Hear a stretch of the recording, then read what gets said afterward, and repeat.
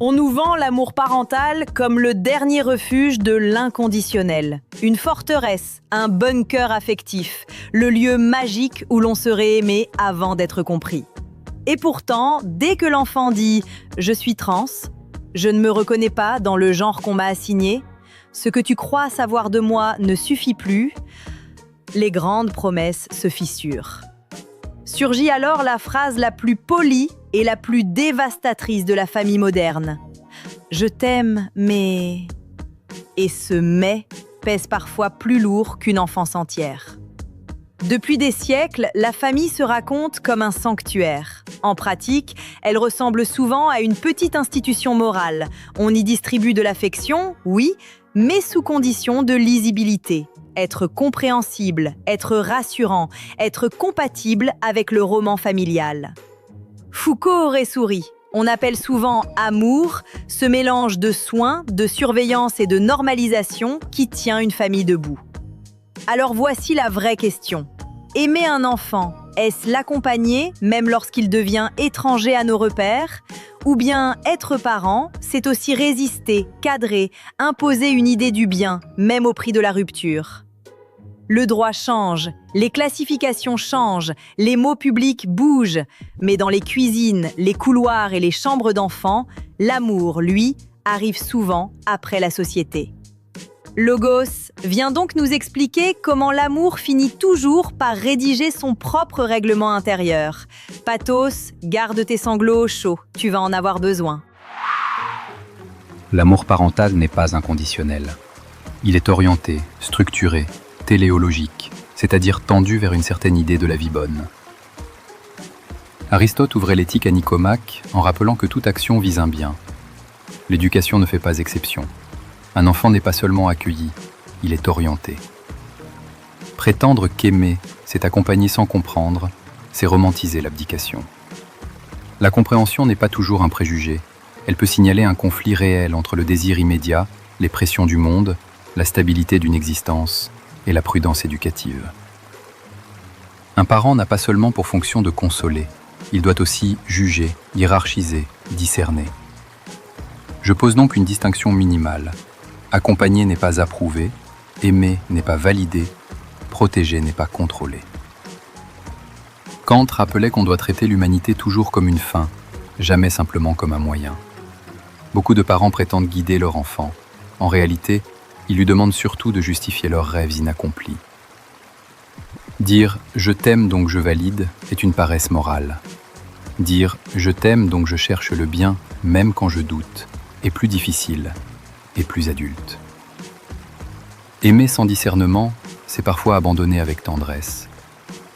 Pathos, viens donc nous expliquer comment tes élans compassionnels remplacent soudain la prudence par l'émotion. Logos, tu parles du bien comme on parle d'un meuble solide. Mais dans les chambres fermées, dans les cuisines glacées, dans les silences de table, ce bien a souvent le visage de la honte. Chez Lévinas, le visage d'autrui m'oblige avant même que je l'ai compris. Voilà ce que tu refuses d'entendre. Le visage d'un enfant ne demande pas d'abord un verdict. Il impose d'abord une responsabilité. Il demande « Est-ce que je peux exister devant toi sans être corrigé avant d'être entendu ?» Appelons-la Léa. Ma mère répétait « Je t'aime, mais je ne comprends pas ». J'aurais pu survivre à son doute. Je n'ai pas survécu à la sensation que son doute m'éloignait d'elle. Et ce père, appelons-le Marc. J'ai voulu comprendre avant d'accompagner. Quand j'ai enfin appris les mots, mon fils, lui, avait déjà appris à vivre sans moi. Tu vois, Logos, le problème n'est pas le temps de la pensée. Le problème, c'est le retrait du lien. Accompagner même sans comprendre, ce n'est pas capituler. C'est refuser de transformer l'amour en examen d'entrée. C'est dire « je suis perdu, mais je ne m'éloigne pas ». On peut survivre à un désaccord. On se brise souvent sur le retrait. Mythos, viens rappeler à ces gestionnaires de l'âme qu'un enfant n'est pas un projet éducatif, mais une énigme vivante. Dans toutes les civilisations, l'enfant arrive comme une énigme. Ni propriété, ni prolongement, ni simple héritier. Il trouble la maison comme Hermès, dieu des seuils, des passages et des frontières mouvantes, troublait les classements trop sûrs des mortels. Le parent qui exige de comprendre avant d'accompagner confond amour et maîtrise. Il veut nommer avant d'accueillir, cartographier avant d'embrasser. Mais ce trouble n'est pas seulement un accident psychologique. Jung le savait, ce qui dérange nos catégories révèle souvent ce que notre ordre refusait de voir. Il serait pourtant trop simple d'idéaliser l'inconditionnel. Les sociétés de rite l'ont toujours su. Aimer un enfant, ce n'est pas seulement le protéger, c'est aussi l'introduire dans un monde. Héliade l'aurait formulé autrement, mais l'idée demeure. Transmettre, c'est faire franchir un seuil, pas fabriquer un clone. La vraie question n'est donc pas « faut-il une vision du bien ?» La vraie question est « cette vision laisse-t-elle à l'enfant la possibilité de devenir autre que le rêve parental ?» L'amour vrai n'est ni abandon ni dressage. C'est une garde au seuil, une veille, une fidélité à ce qui naît, même quand cela déchire le récit familial. L'enfant n'est pas né pour achever le parent. Charlie, viens donc rire devant ce vieux théâtre où chacun appelle amour sa manière préférée de contrôler. Ce qui est touchant chez les parents, c'est leur créativité lexicale. Quand ils disent « je veux ton bien », il faut parfois traduire « je veux retrouver le monde où je savais encore qui tu étais ». Bourdieu aurait reconnu le mécanisme. Beaucoup de familles n'aiment pas seulement leurs enfants, elles aiment aussi en eux la confirmation symbolique qu'elles ont été de bonnes familles. Et dès que l'identité du genre fissure cette image, la tendresse révèle son service après-vente. Imaginez un restaurant familial. Plat du jour, enfant conforme, servi avec sauce fierté parentale. Spécialité du chef, enfant inattendu. Supplément culpabilité, avec cette note en bas du menu, peut contenir des traces de vérité. Dans ce restaurant, on adore la liberté, tant que l'enfant commande ce qui était déjà prévu. La famille adore l'inconditionnel, à condition qu'il reste présentable. Logos, montre-nous donc comment on transforme la peur des parents en vertu rationnelle. Pathos, ton discours absolutise la reconnaissance affective. Or, un parent ne peut pas se contenter d'être un témoin bienveillant. Il a une responsabilité normative. Éduquer, c'est hiérarchiser des biens, poser des limites, distinguer l'élan de la construction de soi. Tu parles comme si toute réserve était déjà une trahison. C'est intellectuellement paresseux. Mes propositions sont simples. Premièrement, dissocier attachement et approbation. Je t'aime ne signifie pas « je valide immédiatement tout ce que tu me demandes de comprendre ». Deuxièmement, instaurer un devoir d'explication réciproque. Le parent écoute, mais l'enfant aussi doit pouvoir rendre son chemin intelligible. Troisièmement, refuser le chantage affectif dans les deux sens. Ni « si tu m'aimes, accepte-moi sans réserve », ni « si tu m'aimes, redeviens conforme ». L'amour adulte ne s'agenouille pas devant l'opaque. Pathos, à toi de confondre encore la présence avec la vérité. Non, Logos. Je distingue précisément ce que tu écrases. Je ne dis pas qu'un parent doit tout approuver. Je dis qu'il doit rester là avant même d'avoir tranché. C'est cela le point moral décisif. Lévinas ne nous demande pas d'idolâtrer l'opacité. Il nous rappelle que l'autre me met en demeure avant même que mes catégories soient prêtes. Voilà ce que tu refuses. L'enfant n'arrive pas d'abord comme un cas à instruire, mais comme une présence à ne pas abandonner. Mes propositions. Dire d'abord, je ne comprends pas encore, mais je ne m'éloigne pas. Créer des espaces de parole sans verdict immédiat. Former les parents à supporter l'inconfort, parce que beaucoup confondent danger réel et déstabilisation symbolique. Tu veux de la prudence? Très bien. Alors commence par ne pas faire payer à l'enfant la lenteur morale du parent. On peut survivre à une règle. On se brise souvent sur l'exil affectif. Mythos, viens rappeler à cet ingénieur du lien qu'un être humain n'est pas un dossier à instruire.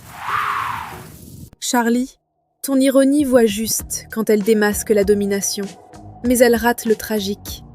Le parent n'est pas seulement un petit tyran sociologique, il est aussi celui qui veille devant l'abîme de la liberté d'un autre.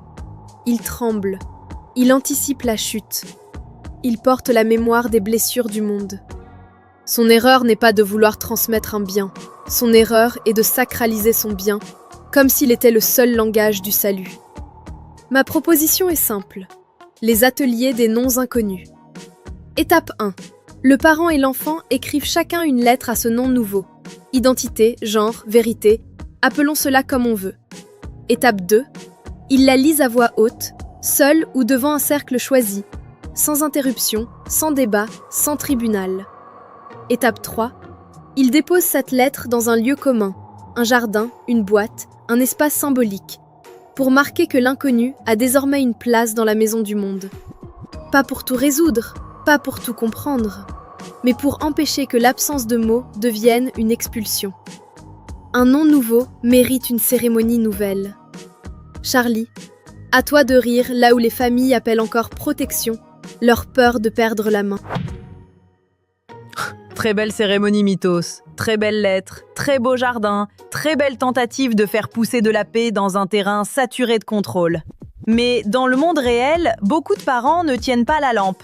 Ils tiennent surtout à la réputation, à l'ordre, au confort narratif. Et Foucault, une fois encore, serait moins surpris que toi. La famille moderne aime se présenter comme refuge, alors qu'elle fonctionne aussi comme l'un des premiers lieux où l'on apprend à devenir lisible, normé, acceptable. Tu as raison sur le tragique, mais il y a aussi du banal, du médiocre, du très prévisible. Beaucoup de parents aiment sincèrement leur enfant et simultanément la version de cet enfant qui les absout eux-mêmes. Ma proposition est plus sèche. Quand l'enfant devient illisible, cessez de mesurer l'amour à l'obéissance. Mesurez-le à la capacité de ne pas humilier. Le contraire de l'amour, ce n'est pas la haine, c'est la réduction de l'autre à un rôle acceptable. Logos, pathos, reprenez donc ce chant de ruines avec vos grands mots respectifs, prudence et blessure. Imaginez un pont suspendu dans le brouillard. L'enfant avance, le parent tient les câbles. S'il lâche tout au nom d'un amour prétendument pur, le pont cède. S'il tire trop fort, il étrangle le passage. Voilà ma position. L'amour parental n'est moralement sérieux que s'il conserve une fonction d'orientation. Aristote nous l'aurait fait comprendre sans lyrisme inutile. On n'éduque jamais sans une idée du bien. Un amour sans boussole n'est pas plus noble, il est juste plus aveugle.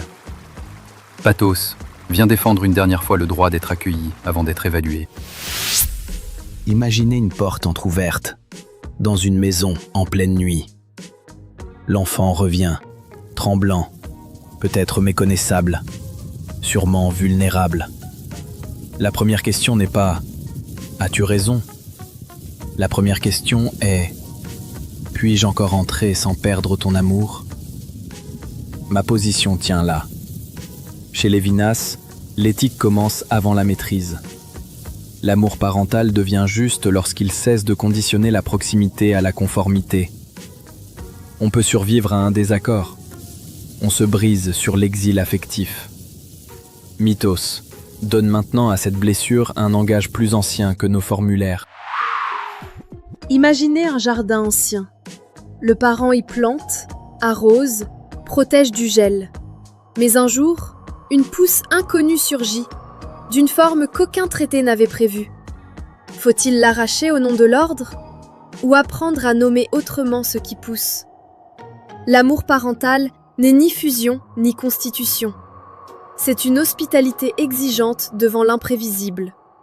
Jung dirait peut-être que ce qui trouble la maison révèle l'ombre de ses certitudes. Moi, je dis plus simplement, il faut parfois laisser naître ce qu'on ne sait pas encore bénir. L'amour vrai reconnaît parfois son enfant précisément là où il ne le reconnaît plus.